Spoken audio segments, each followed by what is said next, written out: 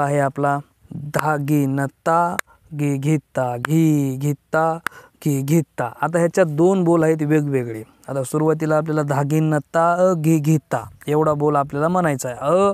म्हणजे ही बोलातली मोकळी जागा आहे। ही मोकळी जागा आपल्या मनातले मनात म्हणायची किंवा म्हणून दाखवायची, त्यातला अंतर सोडायचं। ह्याची ही साध्या गावंढळ भाषेमध्ये सांगण्याची ही पद्धत आहे। शास्त्रीय पद्धतीमध्ये त्याला वेगळंच म्हणतात, पण आपण साध्या भाषेत शिकू। जास्त शास्त्रीयमध्ये तरी कायला जायचंय।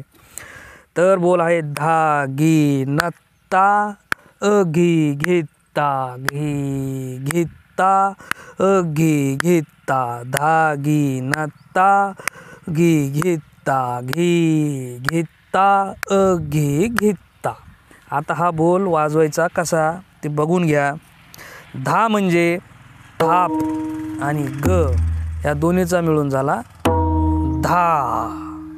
आता गी म्हणजे ग धूमपानावरचं ग, न म्हणजे तीन बोटाने न आणि ता। आता इथं ता डबल आहे। हे ता म्हणजे सिंगल झालं।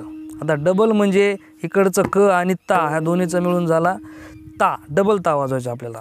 धागिनता म्हणजे इकडचं क आणि इकडचा ता हे एकदाच वाजवायचं आपल्याला पखवाजावरती ता। ह्याला म्हणायचं डबल ता। धागिनता घी घेता म्हणजे ही जागा आहे बरं का मोकळी। ह्याच्यातलं अंतर आहे। हे अंतर तुमच्या लक्षात येणं गरजेचं आहे, नाहीतर बोल लक्षात येऊन काही फायदा होणार नाही। हे अंतर लक्षात ठेवा। धागिनता म्हणलोय ना घी घेता।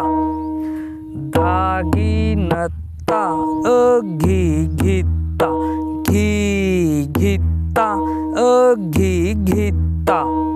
आता एकच ता डबल आहे, बाकीचे ता पूर्ण शाईपुडीवरती वाजवायचे।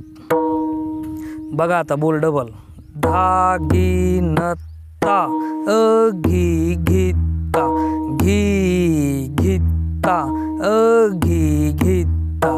आता घी घेता म्हणजे धूमपानावरती दोन वेळेस घी वाजवायचंय। घी घेता घी घेता।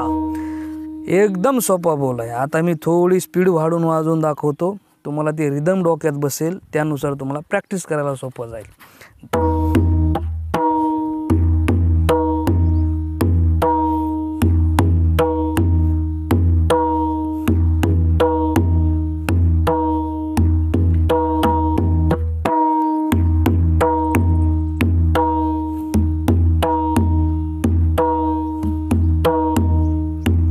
म्हणजे धागिनता घी घेता घी घेता घी घेता।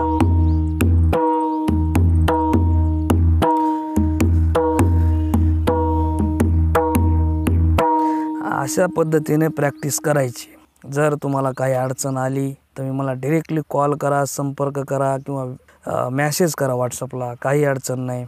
तर चला माऊली, आजचा हा पुन्हा व्हिडिओ बघितलाय। हे रामकृष्ण हरी भजनाचे बोल आहेत। ह्यानंतर उतरणी वाजवायची असते। ही उतरणी आपण पुढील व्हिडिओमध्ये बघूया। तोपर्यंत सर्वांना रामकृष्ण हरी, जय हरी।